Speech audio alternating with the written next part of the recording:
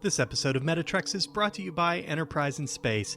Find out how you can help science and education and become a virtual crew member aboard the NSS Enterprise Orbiter. Visit enterpriseinspace.org for more information. And if you'd like to help us keep Star Trek discussion coming to you each day, consider becoming a patron of the network through Patreon. Visit patreon.com/trekfm and find out how you can become part of the team. That's patreon.com/trekfm. Hi, I'm Manu Ntereme. I played Icheb on Star Trek Voyager, and you're listening to Metatrex on Trek FM.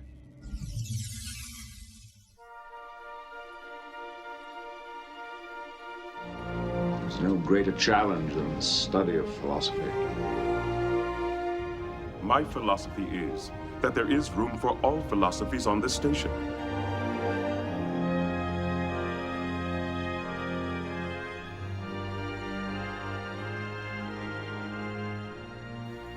Well, welcome everyone to episode 60 of Metatrex, Trek FM show on Star Trek and philosophy. My name is Mike Morrison, and with me, as he always is Zachary Fruling. Today, we're going to be joined by a special guest to discuss essential Trek philosophy from Season 6 of Star Trek Deep Space Nine. Zachary, how are you today? I'm doing great today. I'm always looking forward to talking about Deep Space Nine, and Season 6 is one of my favorite seasons of Star Trek in general, and I couldn't be more excited to have Duncan join us again. It's been a few episodes since we had him on Metatrex, and always great to hear Duncan's perspective on things.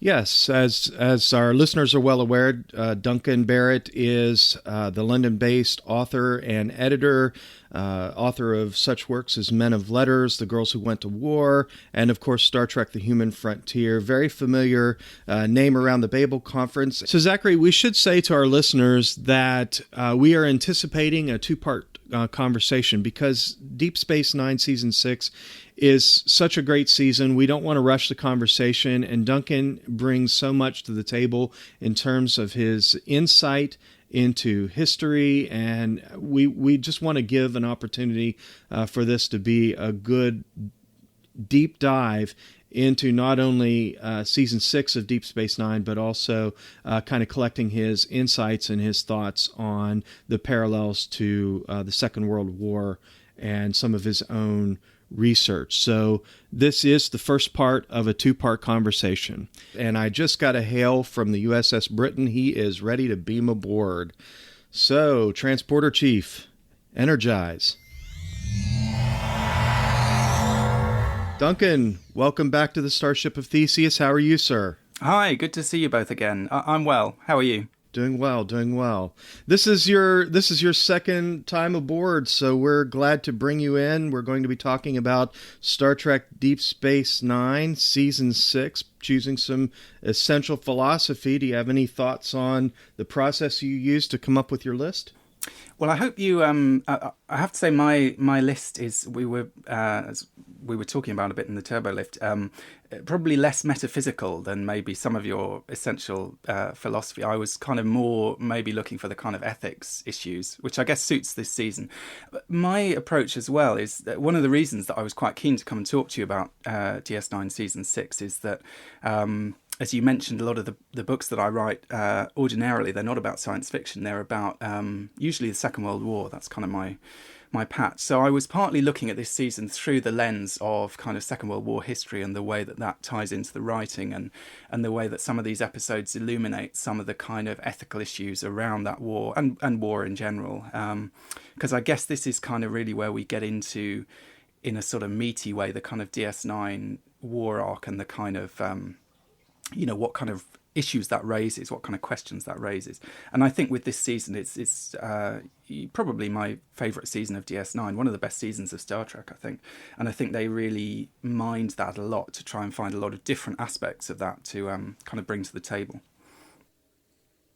So we're going to get down into the nitty gritty here in just a few minutes. But a few weeks ago, you reached out to us and you knew that we were going to get up to Season 6 of Deep Space Nine here for Essential Trek Philosophy in a few weeks.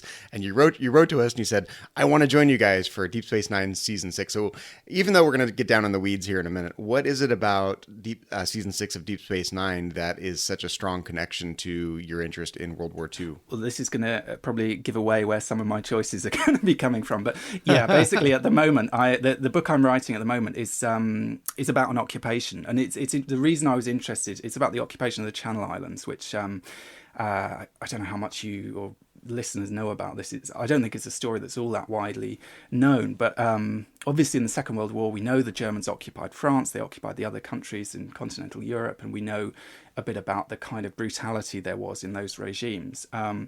The occupation of the Channel Islands are part of the British Isles. They're quite small islands. They're British territory, but they are geographically closer to the coast of France. So it was quite easy for the Germans to basically walk in and take them. And in fact, slightly controversially, the British didn't fight for them. They decided to demilitarise them voluntarily. Essentially what we see at the end of season 5 of DS9, they basically walked away and said, we can't win this fight, so we're going to have to give them up. And partly because of that, partly because of a desire that the Germans had, that they wanted to, basically this was a stepping stone to invading Britain and occupying Britain. And for various reasons, they wanted to prove that they could run an occupation that was not brutal. There was also a kind of racist element, that they felt that the British were sort of kindred spirits somehow. They felt they had this history with them.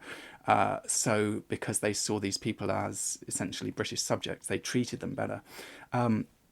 So one of the things that fascinates me about this topic, and one of the reasons I wanted to write this book, is sort of what are the tensions in that kind of occupation. In a way, if something's really brutal, it's obvious, it's easy, you have to fight to know what to do. And in some ways, what I think was so brilliant about the Deep Space Nine writers at the start of season 6 is that having had this series, which has all along been so heavily influenced by this Bajoran occupation, this is like the key event in the past, this traumatic event, that they find a way to kind of reenact that event, but yet in some ways they push it further because they do it in shades of grey. Everything we know about the Bajoran occupation, the first Bajoran occupation, yeah, there are shades of grey. We find there are good Cardassians, there are bad Bajorans and so on, but it's a very brutal, very harsh regime. Here they recreate something which is kind of structurally similar, and yet there's a lot more ambiguity. And even in the first episode of the season, you have Quark saying, this isn't so bad, actually. This is kind of not what we were expecting. So that was really what really drew me to this season, and why I thought it would be good to come and talk to you a bit about, for me, some of the kind of historical parallels and some of the sort of ethical questions that go along with those. Well, I'll just say that for me, it's just the sheer volume of just outstanding episodes in season 6. And this is really Star Trek. I mean, when you think about the different iterations of Star Trek, we do this in Voyager. Zachary, you and I just covered 4 episodes, the 6th season of Star Trek Voyager, and there was so much in there to choose from. The writing was spot on, and there's a lot of there's a lot of historical context in there, a lot of historical parallels, a lot of references to the importance of history, and we kind of get that here in season 6 of Deep Space Nine as well. There are a lot of episodes, as Duncan mentioned, that seem to draw parallel to the events of World War II. And I find that really fascinating. As Duncan mentioned, there's not a lot of metaphysical philosophy going on in these episodes, but there's a lot of really interesting ethical dilemmas that take place in this season. And really, some of the strongest episodes of Deep Space Nine are right here in season 6. We get the same thing, by and large, for Star Trek: The Next Generation. Season 6 is such a strong. It just seems like Star Trek catches its stride, right there about midway through season 5, and it just goes right through season 6, through about halfway through season 7, and then they start trying to wrap up, the plots, and in my opinion, the writing starts to kind of go south, and so for me, it was really difficult to kind of narrow down, or as Zachary often refers to, whittling down, to whittle down, to pare down this list into 3 picks and 2 honorable mentions. That was really difficult because there are such strong stories in the 6th season of Deep Space Nine. I actually struggled with this quite a bit, even though because season 6 of Deep Space Nine is one of my favorite seasons of Star Trek. Many of my favorite episodes in the season don't have much to do with my interest philosophically. they're fun, interesting episodes, but so I struggled to find enough picks for us to talk about today that are philosophy proper. So I'm anxious to compare our picks because I think our interests are so very different. My interests in philosophy tend to be more about metaphysics and epistemology, and I know less about ethics and less about political philosophy.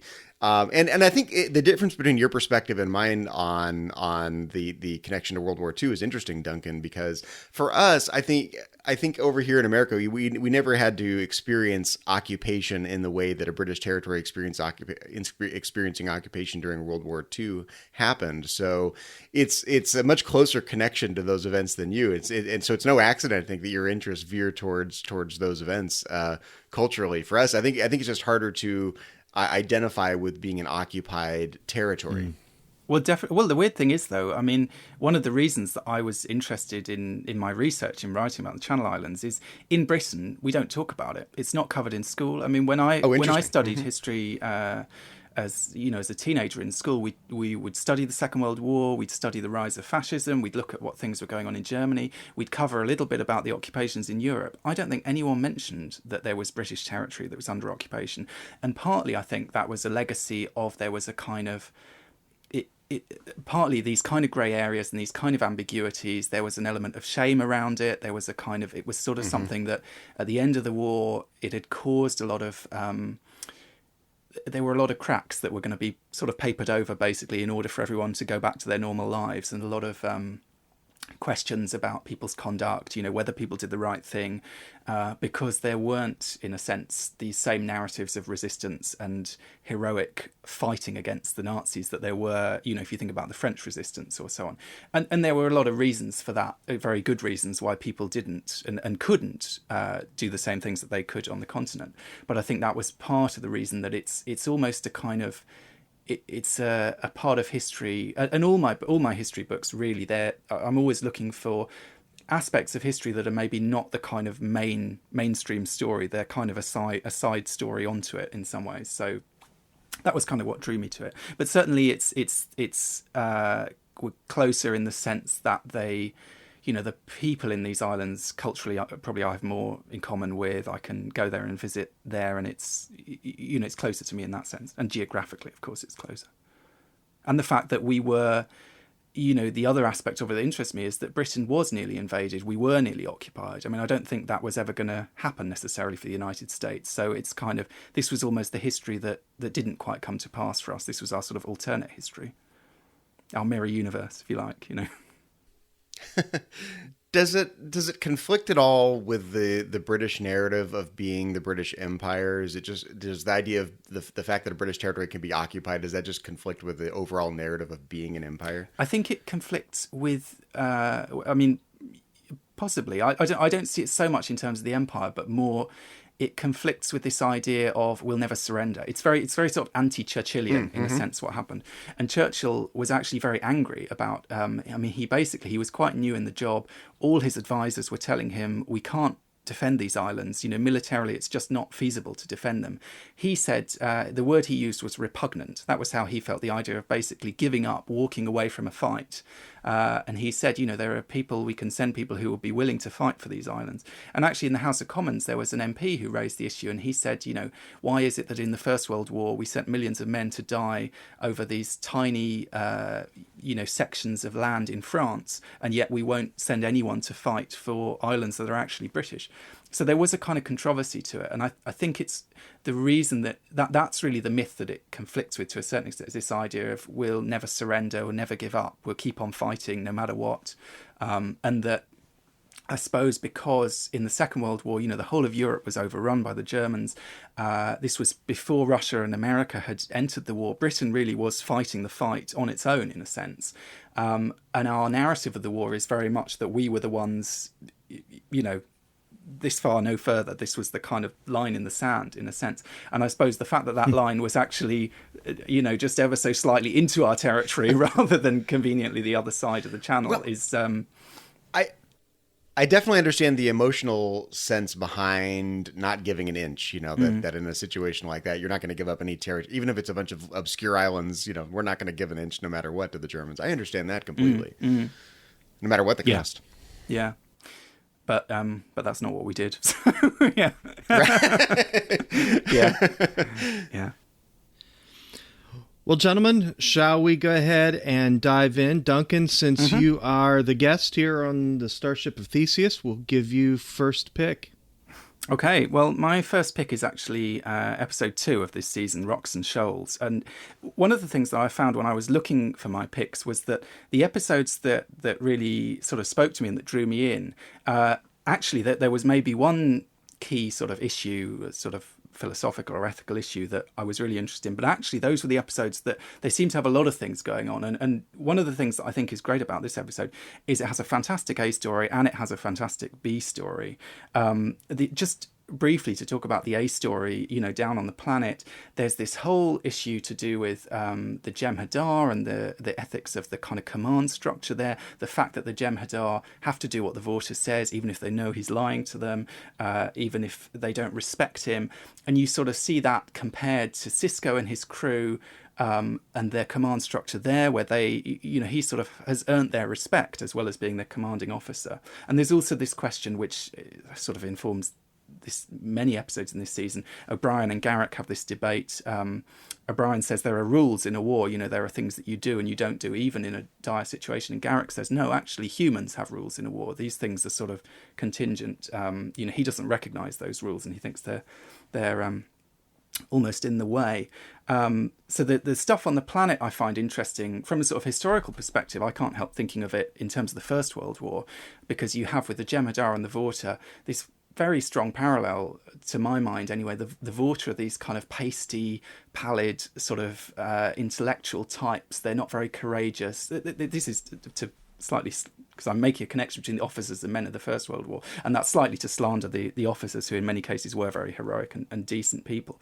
But it is that sense that they're from different worlds, they have different expectations. The British Army in the First World War, you'd have the officers often in a very difficult situation. They're commanding men who in some senses often were older than them, more experienced in battle, more kind of intrinsically heroic in some senses. But the order of things, the class system in Britain dictated that the ones who'd been to the expensive schools got to be in charge of the other men, even if they knew more about it than they did. So I feel like this episode has all this stuff going on in the planet that's fantastic and fascinating. But then it also, the thing that really drew me in, and in some ways, I almost wanted to choose those first 6 episodes as one story, because my interest is in occupation, because I'm so fascinated by this idea of, good occupation versus bad occupation, the ethics of an occupation where it's not so black and white, it's not so brutal and obvious. But of those 6 episodes, I felt this is the one which is kind of the turning point, because this is the one where Kira realizes actually she can't go along with this anymore.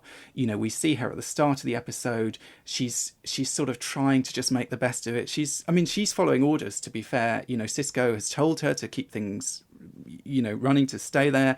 Bajor is in this difficult situation. She's protecting Bajor. She's very much in the situation of the rulers of the Channel Islands, who were, the islands were demilitarized. The British Army left the islands and they basically said to them, look, you're in charge now. And in a way that they hadn't been before, because previously there'd always been a British representative, a representative of the Crown in the islands, and they withdrew because they were giving up the territory.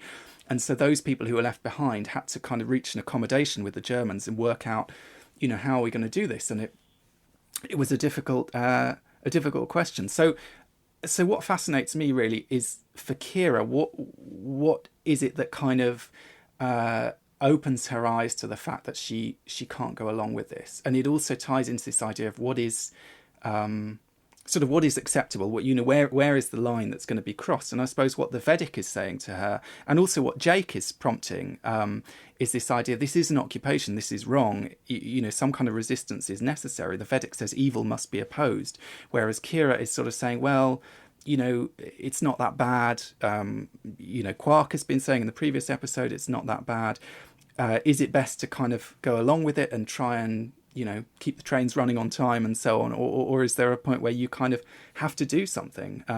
So I think the episode asks a lot of these questions. And it also touches on kind of historical aspects, with the Vedic committing suicide very much reminds me of the Buddhist monks you saw in the Vietnam War, protesting that, taking these really extreme measures to try to demonstrate a kind of gesture of conscience, in a sense.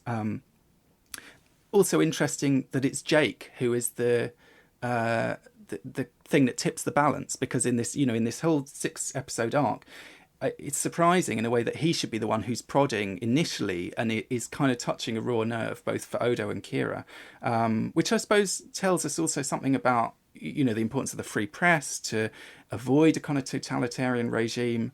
Very topical as we're recording today. There's been a lot of debate about, you know, people being excluded from the White House. And in some ways, I suppose a lot of the debates that we're having today are, you know, about American politics are kind of,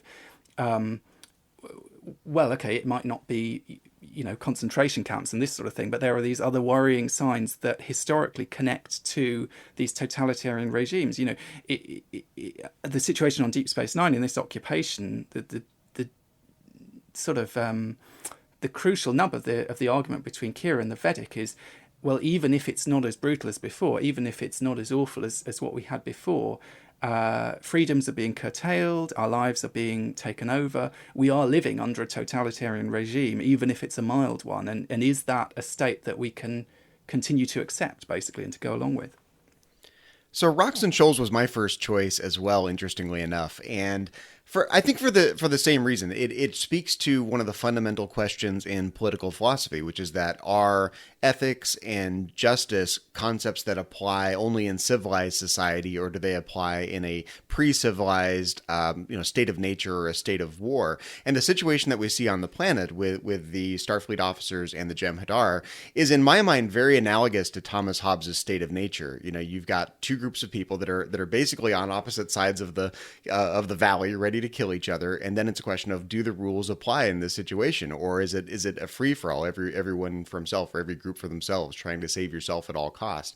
You know, if you remember, Thomas Hobbes thought that life in its natural state was nasty, brutish, and short. That in that situation where your life is on the line, your property's on the line, your food is on the line, the rules and justice and ethics just don't apply in that situation. That those things emerge out of a civilized society. So the conversation about whether there are rules in a state of war is a direct analogy to, in my mind, to this classic debate in political philosophy about whether ethics is sort of universal and objective, regardless of what state you're in, a state of peace or a state of war, state of civilized society or a state of nature, or whether those things are only concepts that apply to peaceful societies that are not in a state of war, or not in a state of being under threat.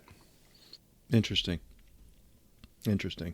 Well, Rocks and Shoals was not on my short list, but as our listeners know, I oftentimes will start with a very long list and pare that list down. So early on, as I was drafting a list of episodes, Rocks and Shoals was on that list, but I ended up veering towards episodes that weren't as intrinsically connected to the Dominion War arc. And surprisingly enough, here in the heat of the Dominion War, there are actually a number of episodes that either the A plot or the B plot, depending on which one you're kind of drawn to, really kind of take a break from the war theme and delve into the personal development of the characters and other dilemmas that are going on. So I ended up pairing Rocks and Shoals out in favor of some other episodes. But I actually found the B plot, Duncan, you mentioned the B plot in this episode, which I think is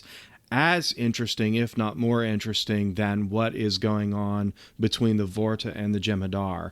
There's certainly something really fascinating about that dynamic between at least these particular Jem'Hadar and their Vorta. But Kira's journey and kind of restarting the resistance, and it's very much different than the resistance that she was used to being a part of as a Bajoran during the occupation by the Cardassians, and so this is very, very different for her, and yet she finds herself back in that position, and she's drawing on her experience, and she's sharing her experience and drawing other people into it, and at the end of the day, and you mentioned Jake, I'm not sure really whether she inspires Jake or Jake inspires her.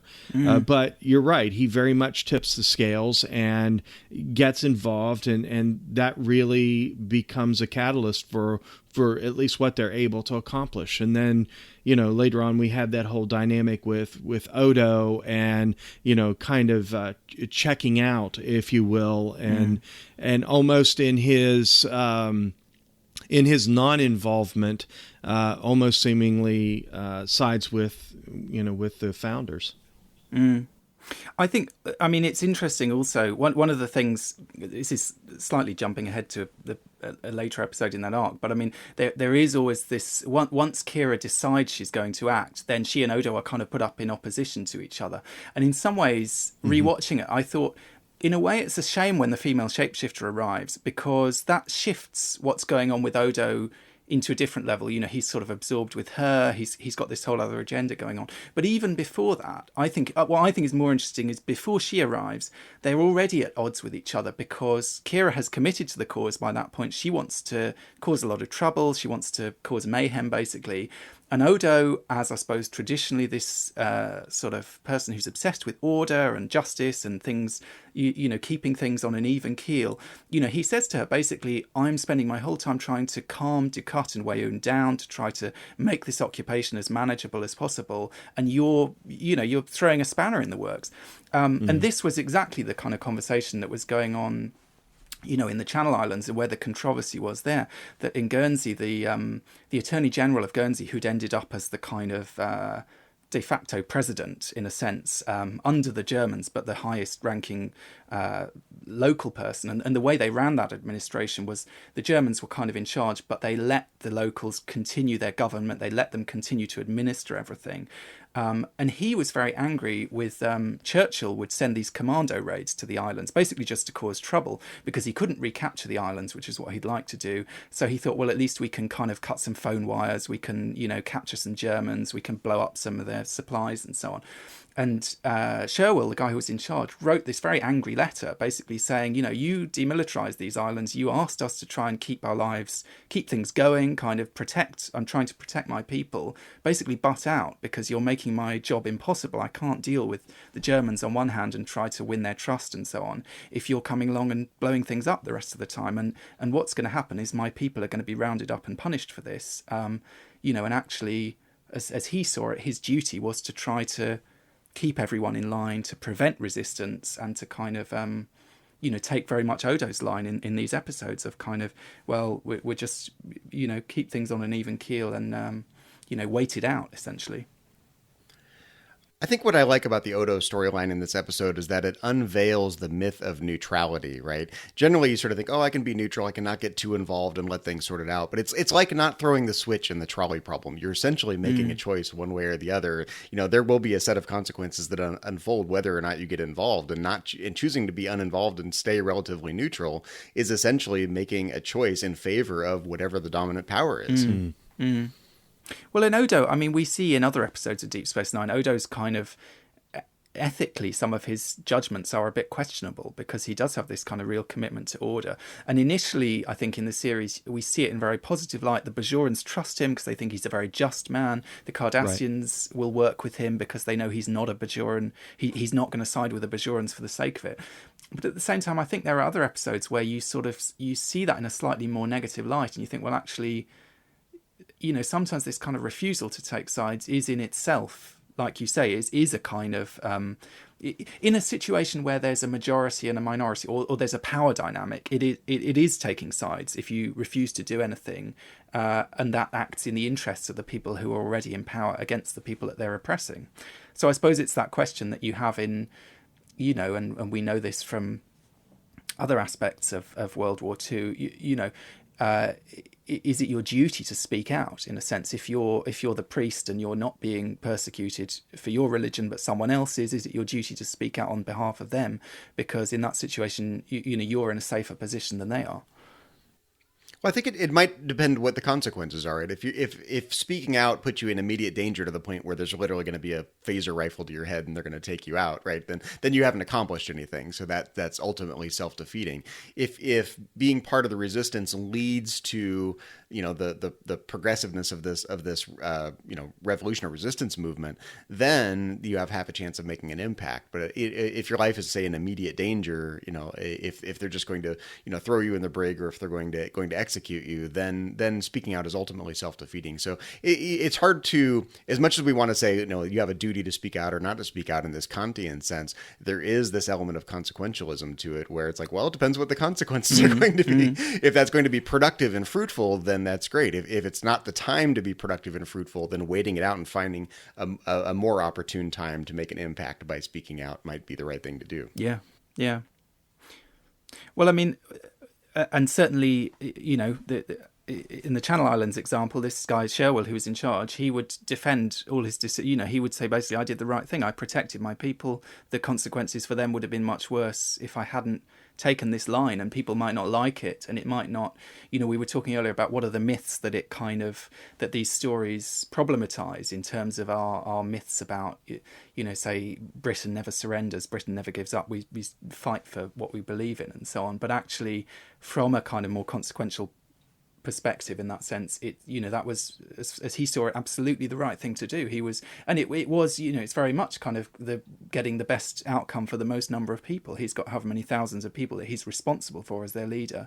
He's making a judgment based on that. One of the things I think, having to weigh territory versus the number of people involved. Yeah. I was just going to say that the other thing that I think is so brilliant about this arc at the start of this season is that putting Kira in that situation is just a stroke of brilliance. Putting her in the situation where we expect her to be the resistance fighter. We expect her to fight. We spent years hearing about her past and the terrible things that she's done, that she felt she had to do, and so on. But putting her in that situation where she's not actually allowed to fight, she has to, accept the cup of coffee from the Cardassians. She has to sit by them. She has to share the lift with them. We see all these scenes, and by the time she's starting to have this kind of inner turmoil, it's quite heartbreaking. That scene where she goes up to Ops, and after the Vedic has killed herself, she looks like she's about to cry. She's looking around the room. She's like, she's trapped in this situation. She can't be her sort of authentic self in a way because of this occupation kind of situation that she's in. She's had to compromise herself in a sense. Mm-hmm. And that was one of the things that I found interviewing people who lived through occupation in the Channel Islands was one of the most striking one. Every person I interviewed over 100 people, and I always asked them what was the worst thing. And some of them would say, well, we couldn't leave the island. It got very boring. We couldn't travel. Some of them would say we had no food. We were starving. Some of them would say, people were brutalized in various ways, which did occasionally but rarely happen. But one man I'll never forget, he broke down in tears telling me this. He said when the war came to an end and they were liberated, he went out in the street and he just wept because he felt that he had not been able to be himself for those years under occupation. He couldn't trust, outside of his own immediate family, he couldn't go to the pub and have a frank conversation with someone about how he felt about something because he always thought someone was looking over his shoulder, someone might shop him to the authorities. And it had kind of crushed his spirit. It crushed who he was because he just felt he wasn't allowed to be himself because he was living under this regime where his kind of individual rights and autonomy in that sense weren't guaranteed. It was all kind of, he could be arrested at any moment. In some ways, that's what those scenes with Kira remind me of, is this sense that she is sort of trapped in this situation. She's not being brutalized. She's not having a particularly difficult time, but she just can't be who we know she is because of the situation she's been placed in. To what extent does the different nature of this second occupation that we see in this story arc chip away at Major Kira's prejudices against the Cardassians to the point where in the very next season, towards the end of the season, she's willing to fight alongside the Cardassians rather than view them as the enemy? Is there something about being forced to be in the same environment with them in this situation that's not as blatant of a resistance situation as, say, the first Cardassian occupation? Well, that's an interesting question. Is there a connection there? I never would have thought of it like that because that's very interesting.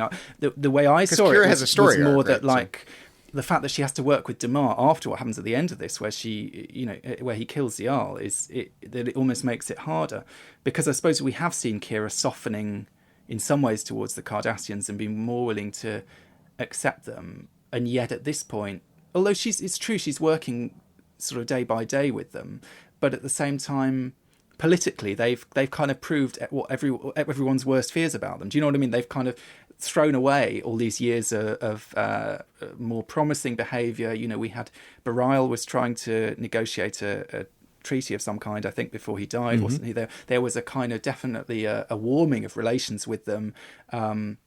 Even with her relationship with Ducat, when they went off to get Zial, there was a kind of, it's always a strange, tense relationship, but there was an element of kind of a warming relationship in some ways there towards him.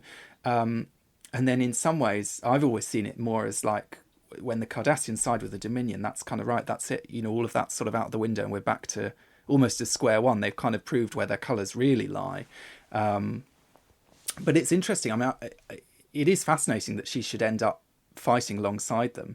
But then I think, again, that's kind of the writers just always pushing everything to the extreme and putting people in the last situation you'd expect to find her in. So you take this Bajoran resistance fighter. In this season, you put her in a situation where she has to work alongside them and be a good, well-behaved kind of, almost like a sort of politician, go along with the regime and not cause trouble. And then later on, she's got to actually fight for those people that she hate so much.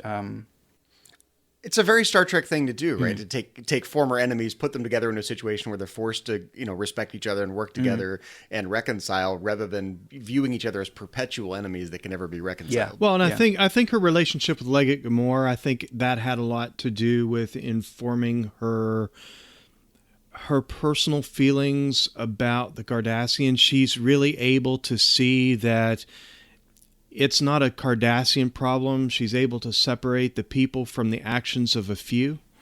I think even in the Dominion, in that scene where she looks herself in the mirror, it was just it was just brilliant all the way around.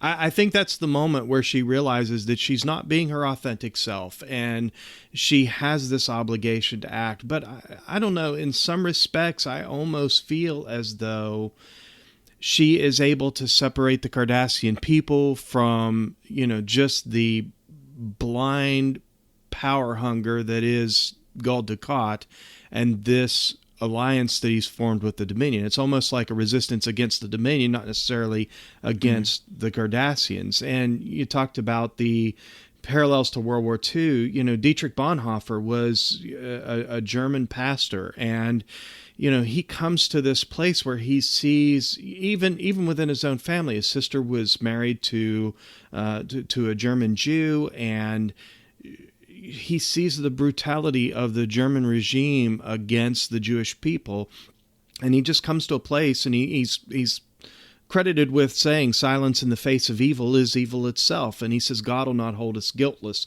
Not to speak is to speak, not to act is to act. And so what does he do? He becomes an ally spy, and he is one of the leaders of the German resistance, and he ended up going to the gallows as a result of it, just nearly a mere 30 days before the end of German dominance in World War II. He's sent to the gallows for it, and he dies for his actions in trying to assassinate Adolf Hitler. And so I see a lot of parallels there, but I think Kira is able to really separate, much the same way that Dietrich Bonhoeffer allowed the rest of the world to separate the German people from the acts of a regime. And I really feel like that is built into the story, and that it's captured in a very good light. Well, I guess we do see in some ways in Deep Space Nine that there is an ambivalence on the part of a lot of the Cardassians about the pact that they've signed with the Dominion, the fact that they've joined the Dominion. Even I feel like that sort of starts coming out. Well, it comes out in this occupation, because they're constantly butting heads. And Damar is not keen on Weyoun and the Dominion at all, I don't think. Dukat has made this decision for kind of political reasons. How many, whether everyone is necessarily signed up to it or on board with it is kind of a bit less clear. It seems sort of obvious that there are a lot of people who are questioning whether they've done the right thing because they've taken a terrific gamble, essentially, and they're giving up.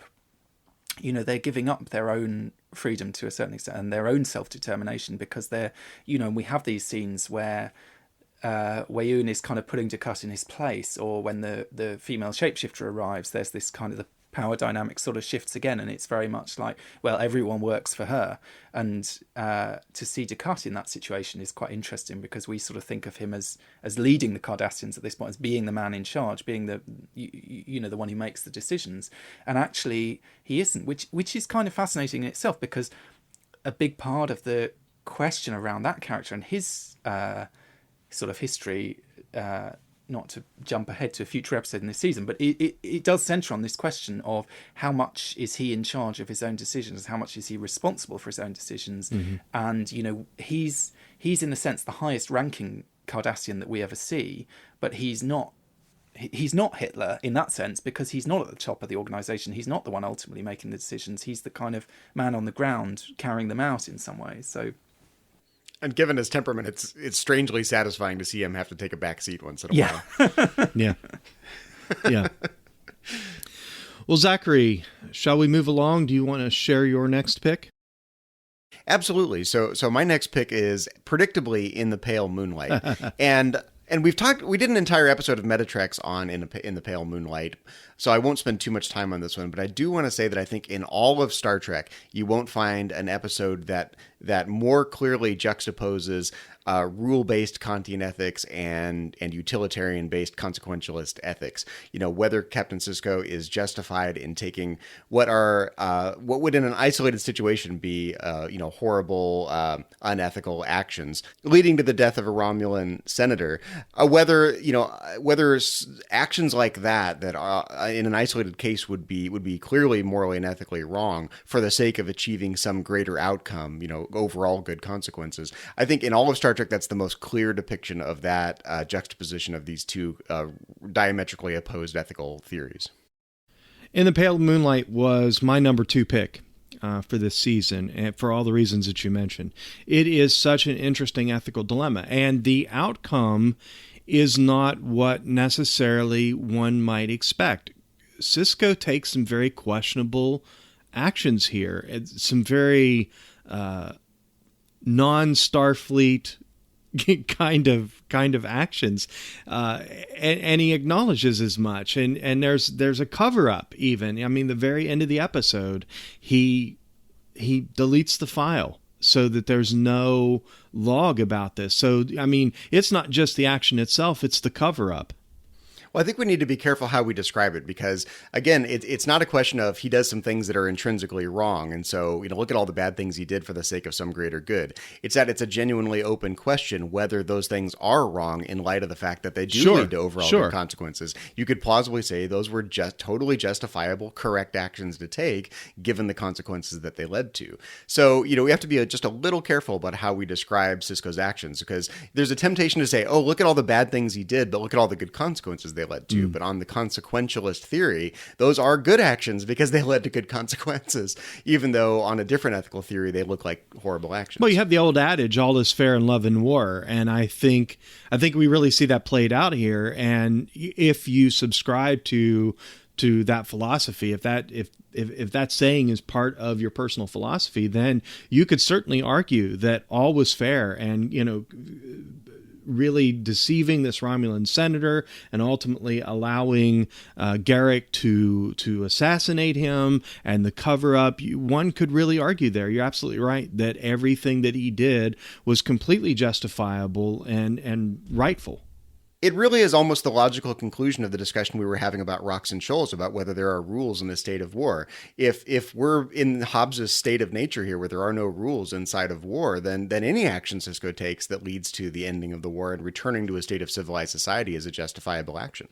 So I didn't have this episode on my list only because, I mean, I love this episode. I think it's one of the best DS9 episodes. One of the best we were Star going to Trek pick episodes. Well, not just that I knew you were going to pick it, but more that I felt that you'd covered it in, because you devoted the whole episode to it. And I actually went back and listened to that episode of Metatrex again and thought, well, can I really add anything to this? And I decided, we can just almost refer people to go back there for a more in-depth discussion. The only thing that jumped out at me rewatching it this time, though, that I thought was maybe kind of interesting coming from a British perspective, and I don't know whether this resonates differently to you as Americans, is in the Second World War context, this is a story, America are the Romulans. Do you know what I mean? That's who the Romulans are sort of standing in for. They're the ones that everyone needs in the war in order to have a chance of winning the war. And what are we going to do to get America into the war? And again, historically, the president was very keen for America to join the war. There was a lot of resistance politically to it. It wasn't possible. And then Pearl Harbor came along and the politics changed. And I know there are some people who believe that there's an element of a conspiracy to that story. And this is kind of on the fringes of official history, really. But there is, a case can be made that the situation at Pearl Harbor, that there are certain things that maybe don't add up. And the fact is, whether this is what happened or not, the president did have an interest in that happening. Pearl Harbor, tragic as it is for those people who lost their lives, saved a lot more lives.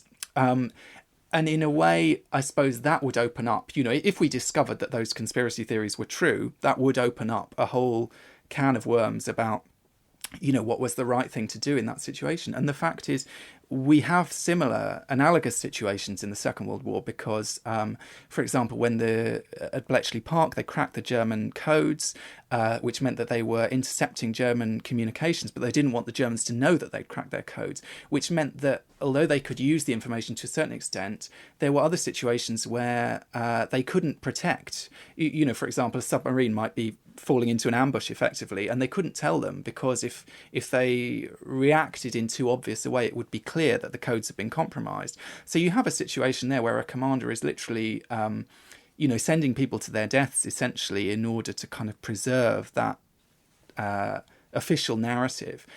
So I guess I'm just thinking there's a kind of parallel there between these kind of underhand means that are going on at the same time as this kind of the official story about what's happening and why it's happening. Well, I think the trouble with relying on consequences in terms of how to evaluate the moral character of an action is that consequences are unpredictable, right? In World War II, World War II might have ended well, might have ended badly. And so that would change our characterization of how the President of the United States was perceiving Pearl Harbor at the time and the role that action played and the response to that in the outcome of a war. So to apply that to Sisko, right? If Sisko's actions genuinely do lead to the end of the Dominion War, then we praise him and go, look at all those great things he did. Yeah, they might look like terrible actions, but from a consequential standpoint, it looks great. But if it turns out that the Federation had lost the Dominion War, then we would view those actions as Sisko's folly. And so it seems strange to wait for the outcome of a very unpredictable, complex consequences to be able to evaluate individual actions in the past or in the moment. And this is one of the problems that I think we have with history. And it's something that I'm always quite aware of, working on the Second World War, is that we have a tendency, because it's all in the past and we know what did happen, it's almost, I think, part of the challenge as a historian is to kind of remind yourself that to get into the moment of what it was like living through these, because the kind of books that I write, they're closer to biography than history in a sense. They're very much on the ground history. They're how ordinary people live through these things. And it's the kind of realization that something like D-Day, we all know what D-Day represents as a kind of turning point. We know that it was successful. We know that kind of ushered in the last phase of the war and sort of from then on we were going to win. But, on the morning of that day, people didn't know that. In the build-up to D-Day, people didn't know that. And the fact is it could easily have gone the other way. And there are these factors that aren't necessarily predictable. The weather plays a big role. The personality quirks of someone like Hitler makes bad decisions that couldn't be predicted. And, I think it's important that this is, again, jumping ahead a bit to another episode that I want to talk about in a little while. But, to recognise when we think about history that, okay, we know how things turned out, but if you're thinking about it at the time and the decisions people are making, the situation that they're in and their experience of history, they don't know, and there are these moments where history is on a knife edge. It could go one way and it could go the other. And I guess trying to sort of capture that and recognize that, I think, is quite important if we're going to look at our own history and really understand what it meant to people. Yeah, and you definitely don't know what consequences will ensue down the road. You know, what connections the actions of today or the actions of yesterday will have to the events of 50 years from now, or 100 years from now, or 1,000 years from now. You know, I think in our modern world, we can point to events 10 years ago, 15 years ago, 50 years ago, and point to events that we're experiencing today for the first time. You know, the rise of, say, ISIS and Islamic terrorism and whatnot.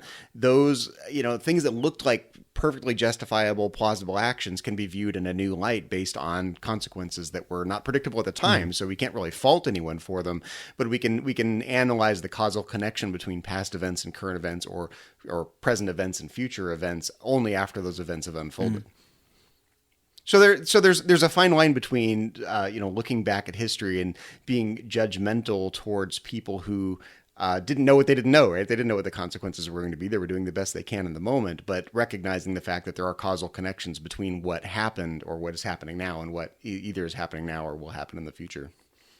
Well, as Duncan mentioned, Zachary, you and I have covered In the Pale Moonlight extensively in an episode of Metatrex.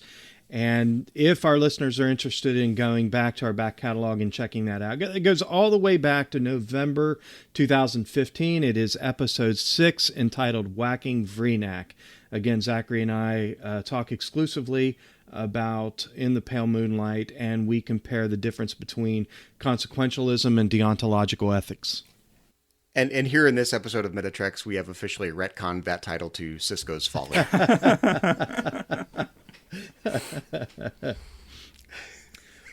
Well, guys, again, In the Pale Moonlight was on my list as well. So I'm going to offer up the episode Wrongs Darker Than Death or Night. And the reason I chose this episode, I really appreciate the dilemma that Kira finds herself in.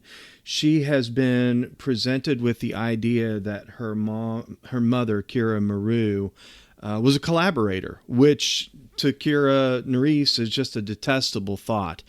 She was raised believing that her mother had died, and now she is being told by Gul Dukat that her mother actually was his mistress. And so she goes to Sisko. She gets permission to use the Orb of Time. She time travels back and has the opportunity to spend some time with her mother during the occupation on Terok Nor.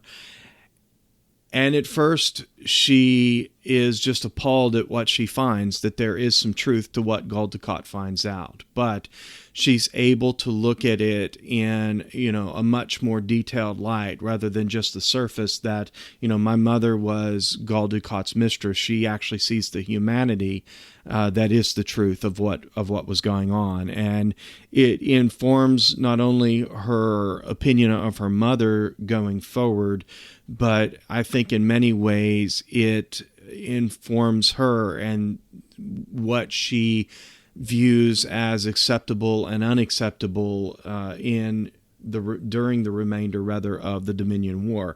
So a lot of really interesting ethical things going on here. Zachary, you and I have talked many times about our interest in our own genealogy, and you and I both are researching our genealogy. So there was a lot of fascinating take home from this episode about that, because as we're researching genealogy, it's easy to make these discoveries and say, well, my great-great-grandfather served in the war, or he did this, or he did that, he was a farmer, or whatever.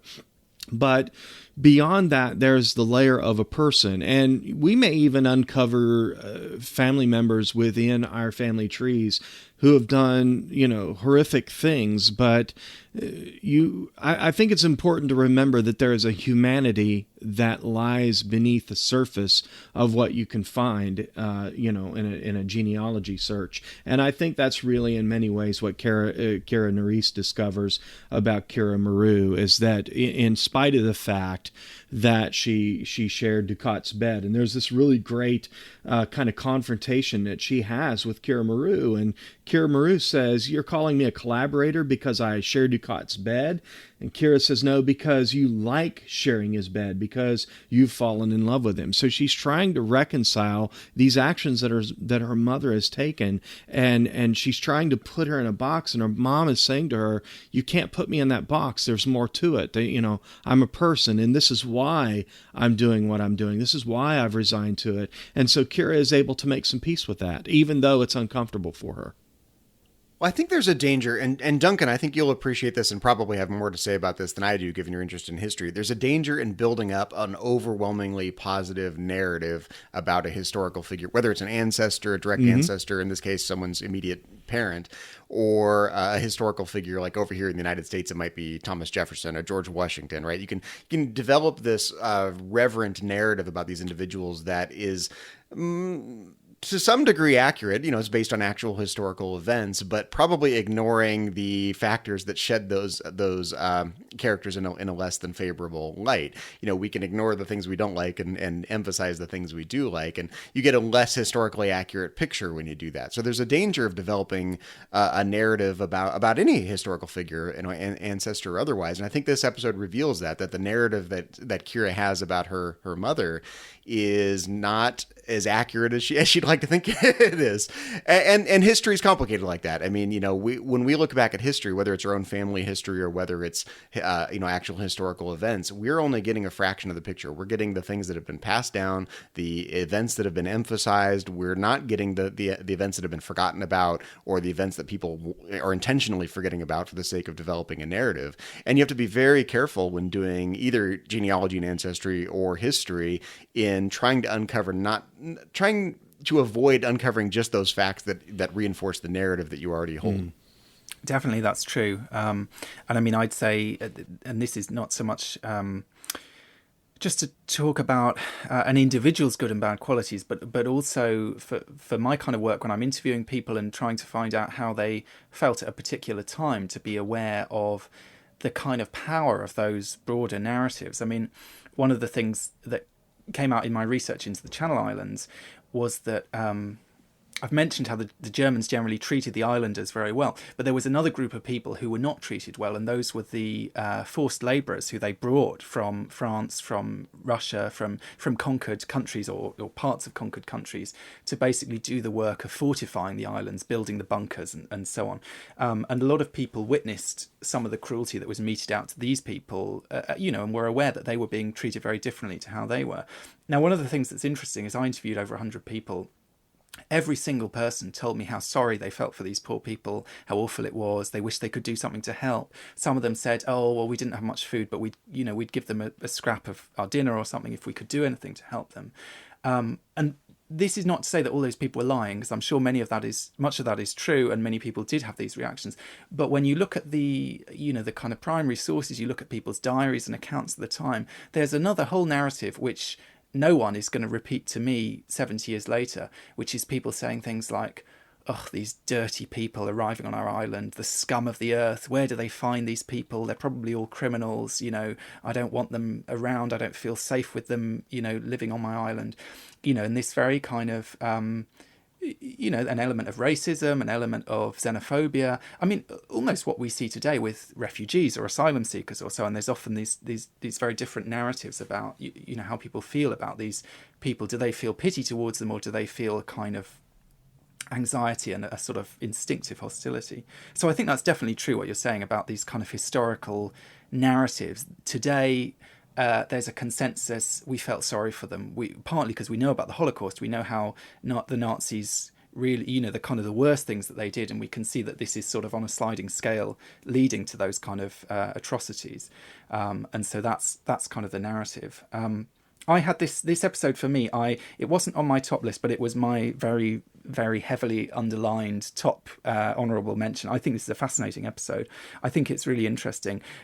I think it ties in on one level with what we were talking about in Rocks and Shoals. Actually, there's an interesting conversation between Kira and her mother, which parallels, I think, the conversation between Kira and the Vedic in that episode, where Kira says to her mother, he's the enemy, speaking of Descartes, and her mother says it's not that simple, and she says, yes, it is. And we have this kind of similar conversation between Kira and the Vedika that you're on. Kira's saying, this occupation is different. And the Vedic says, is it? Basically, well, yes, in some specific ways we can see that, but on some essential level, the situation is more simple than you want to claim that it is. So there's always this kind of tension between complexity, ambiguity, shades of grey, which in some ways is what DS9 does so well, and saying actually on some of these kind of moral issues there is a black and white line. There is a clear answer, there's a clear cut, this is right and this is wrong, and you're crossing it.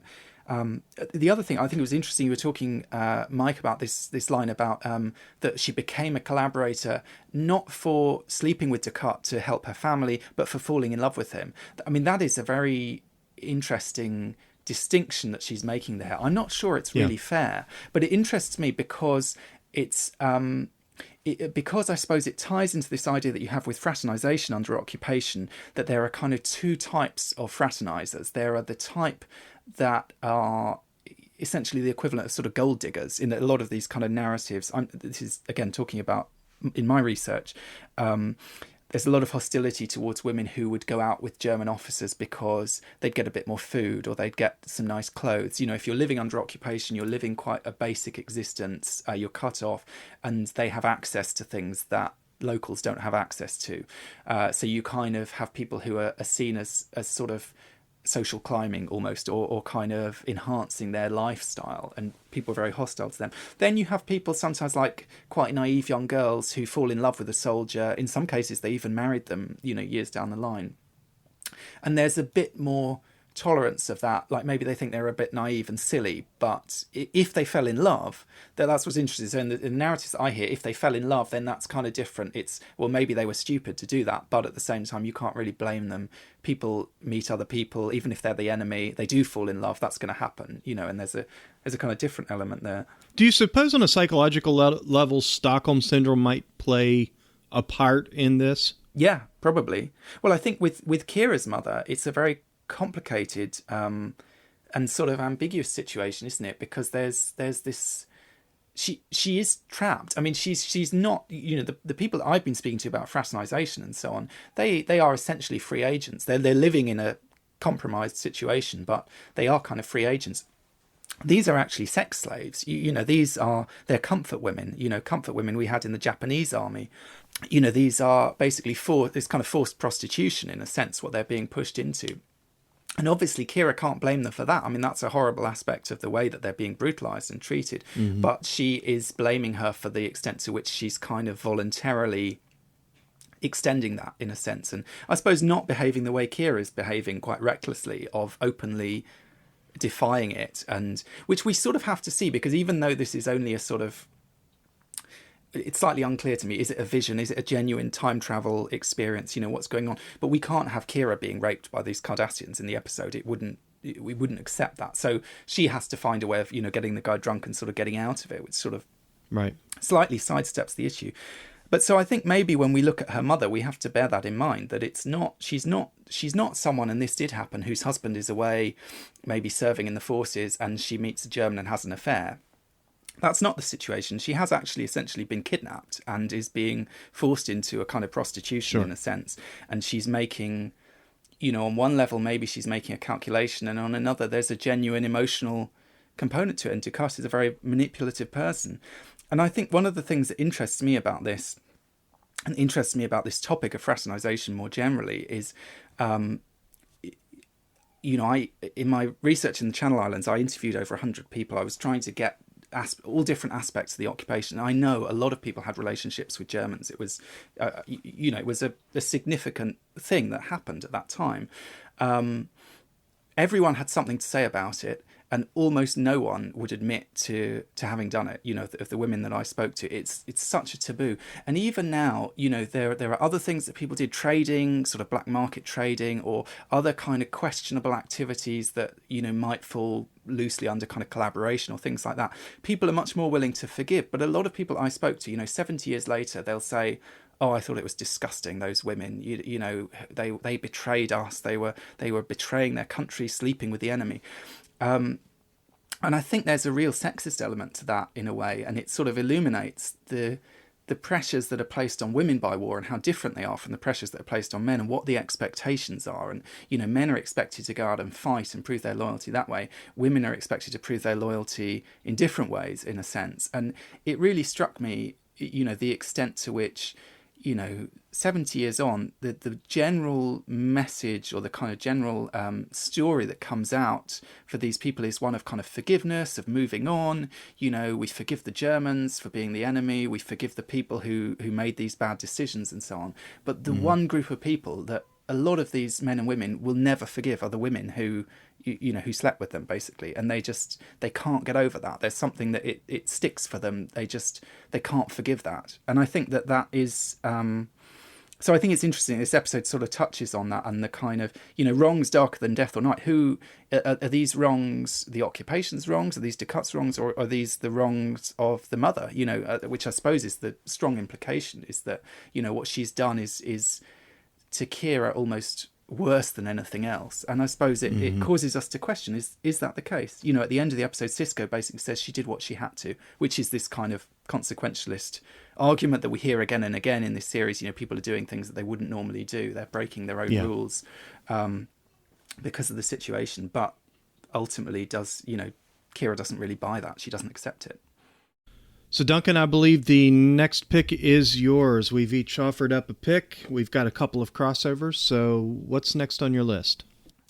Okay, so my next choice is statistical probabilities. This is the episode where the group of genetically enhanced patients comes to the station, and Bashir works with them, and they begin to do this sort of statistical analysis of the war situation, and come to believe essentially that they can predict what's going to happen next. And this is kind of going back to what we were talking about a few minutes ago about the danger historically looking back in seeing everything as somehow predictable. And because part of what history is, I suppose, is trying to show how one thing led to another, or why one thing influenced another in a certain way. So there's a kind of teleological danger there, in a sense.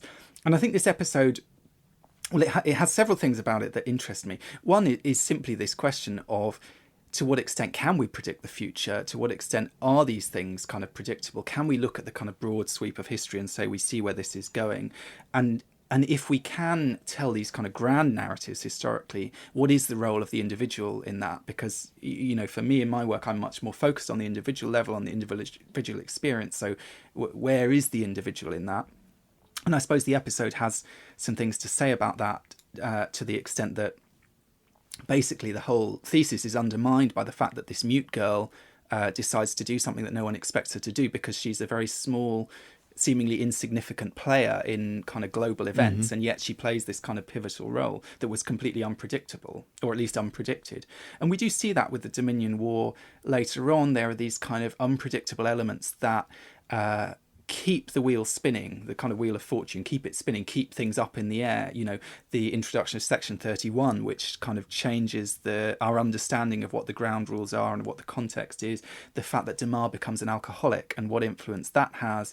The fact that, I mean, this is jumping forward to the next season, but, you know, Ducat's role in kind of nudging him out of that, these kind of quite small psychological things. And similarly, you know, we see in real life with the people making these decisions. You know, I mentioned Hitler making some very strange, irrational decisions, the kind of role that these things have. Obviously, we've seen the role of the prophets, literally kind of Deus Ex Machina situation at the start of the season, proving that we can't, the predictions that we might make about this war in terms of these people have this number of ships, these people have this number of men in their army, that these things aren't necessarily as simple as that. So I think the episode is interesting in that it kind of it shows up some of these flaws in thinking in this kind of teleological way. But the other thing that really fascinates me about it is really, leaving all that to one side, the crucial question I think is fascinating about this episode is that it sort of asks this question: when is it right to surrender? If you're fighting the good fight, you're fighting for a noble cause, you're doing all those things that we talked about, you know, you're standing up, you're doing the right thing.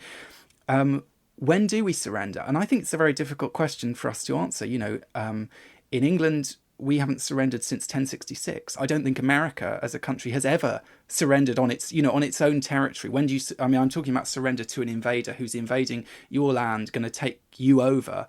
At what point do you stop fighting? But the fact is, in the Second World War, we were unusual in that, France surrendered, the other countries, they surrendered, they got brought to that point where they had to hold their hands up and accept that. And I'm sort of curious, what does that do to you as a country? What does that do to your sense of who you are, to all these things? And what does it mean to make that decision? Because we see in Star Trek, surrendering a ship is a huge deal. We see that in The Wrath of Khan. We see it in The Undiscovered Country. Both those films, Kirk surrenders the ship, and it's a big, dramatic moment. And in a sense, we've got this same situation on a broader level. Is the entire Federation going to surrender in a similar situation because they find a fight they can't win? And actually, historically, we could have surrendered. I mean, there's quite an interesting novel I read last year called Dominion, which is one of these kind of counterfactual novels. It's set in London under German rule, essentially. So it's a sort of counterfactual Second World War narrative. But unlike a lot of those stories in which there's been a fight, there's been an invasion, we've sort of been militarily brought to the brink. The one difference in that story between real history and the history in the story is that instead of Churchill, Halifax ended up being prime minister, and the author of the novel posits that basically Halifax would have made peace with Germany in some form or another.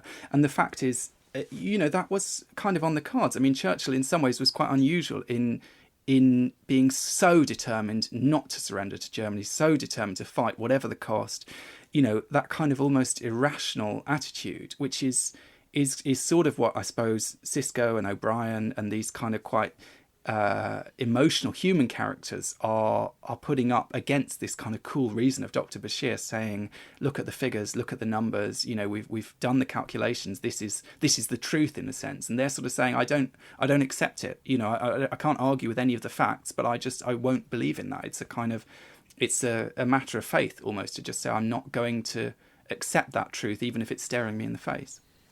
And sometimes we need that. This episode, Statistical Probabilities, to me seems to speak to the heart of the right way to think about history and by extension our connection to future events. Do we think of history and world events in terms of these grand narratives, whether they're the sort of quasi-mystical grand narratives of, say, Hegel, or whether they're nationalistic narratives that a country might tell about itself? Do we view history in these grand, sweeping, connected terms that are predictable and that we can understand deterministically or statistically or otherwise? Or do we view history and future events as a series of unpredictable, disconnected, chaotic events to the point where we can't accurately predict what is coming down the pipeline in the future, or make obvious connections between past events and current events? In general, I mean, personally, I have this kind of innate dislike for statistics. And I think, and this is maybe an existentialist point, that statistics can be an excuse not to take personal responsibility for things. If you say, here's what the statistics and the data and the information says we should do because of blah, blah, blah, blah, blah, that gives you the perfect excuse for not being personally responsible for the choices that you have to make in response to those predictions or those calculations. So, I don't know. I sort of feel like statistics is just an excuse. It's an out. It's not, I have much more respect for people who say, information be damned. I'm going to do the right thing. I'm going to do what I think of as the right thing to do, regardless of what the information is telling me. I think of that as almost more praiseworthy than being able to sort of get down in the weeds and pick apart the data and say, okay, well, now here's what the data says we should do, so that's what we're going to do. It's almost like you're putting your fate in the numbers' hands at that point, rather than taking fate by the horns and making the world into what you want it to be. So I don't like this approach to relating to what to do about the future. I just think that that's not how we are as people. We're people who have to make hard decisions in response to whatever the data says, and the data never is the final word on what we do as people. It's how we respond to those data that reveals who we are as a people. So two things, just the nature of history and the nature of world events, the connectedness or otherwise, and then what's our response to that? Do we surrender ourselves and our fate to whatever the data reveals, or do we exert our free will and say, no, here's what we're going to do regardless of what the data says? This is not one of my favorite episodes, but it is one of my honorable mentions. I enjoy the exploration. And like you, Zachary, I'm not a big fan of statistics. And this episode, I think, really encapsulates why. Because they're looking at these mathematical probabilities and they're saying, hey, we need to surrender. If we're going to save millions of lives, we just need to give up the war and just let it go. But I really appreciate there's this conversation inside the episode, and they basically say, regardless of what the statistics say, if we're going down, we're going to go down fighting. And I appreciate the power of mathematics and what we're able to predict with math. I mean, World War II, we had Alan Turing who, invents a machine that basically goes through all of the mathematical probabilities of code, and he's able to use this device to crack the German code. And so I have an appreciation for mathematics, for the probabilities that can be calculated. But at the end of the day, there are so many random, it's existentialism, it's personal agency that really I think can be very unpredictable. And again, this episode really encapsulates that. But again, one of my honorable mentions, because I think it's an interesting exploration nonetheless. Not a favorite episode, but interesting. Well, like we mentioned at the beginning of the show, this is only the first of a two-part discussion we had with Duncan Barrett. We were having such a good discussion, but we took such a long time. We didn't want to cut anything out, but we didn't want to take too much of your time in one sitting. So we'll be back next week with episode 61. We'll finish the two-part discussion we had with Duncan. In the meantime, Season 6 of Deep Space Nine isn't the only thing we've been talking about here on Trek FM, so here's a quick look at some of the other things you may have missed elsewhere on the network. Previously on Trek.fm. To the journey! I'm a little worried that B'Elanna didn't care enough about Chakotay to try any Klingon medicine on him. What would it be? Just blood wine? Klingon bloodletting? I don't know. Percussive maintenance. A nice warm bowl of gach. To the face. Klingon chicken soup. Or even banana pancakes. Prune juice. A warrior's prune. Chakotay, have a bite of a heart of Targ and wash it down with some prune juice. Warp 5. Well, they decided to come out with something called the 1701 line, which is always cute. Retailers always want to do 1701, or they make the price $17.01, and that's real cute, except when you have 100,000 people who want a figure and you're only releasing 1,701 of that figure, you're disappointing a lot of completists. Literary Treks. But still, at the same time, you're left with that what if, And I know that, like, the Parallels episode gives you a couple of brief glimpses of Riker in command after Picard is dead, and it doesn't seem to be going well for Mr. Riker at that point. Stage 9, a podcast about the people who make Star Trek. He has worked with Robert Rodriguez. He was Rodriguez's cinematographer before Rodriguez started shooting his own movies, having worked with him on From Dusk Till Dawn. Not the TV show From Dusk Till Dawn, the original masterpiece. Maybe the best. That's always where we go right off the rails right there. As you throwing in the word masterpiece right there. And that's what else is happening on Trek.fm.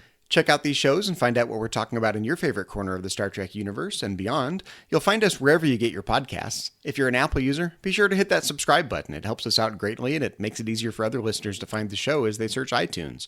If you're not an Apple user, we've got you covered as well. You can find our shows on Stitcher, TuneIn, SoundCloud, Windows Phone, and of course you can stream and download the MP3 file from our website and grab the RSS link as well.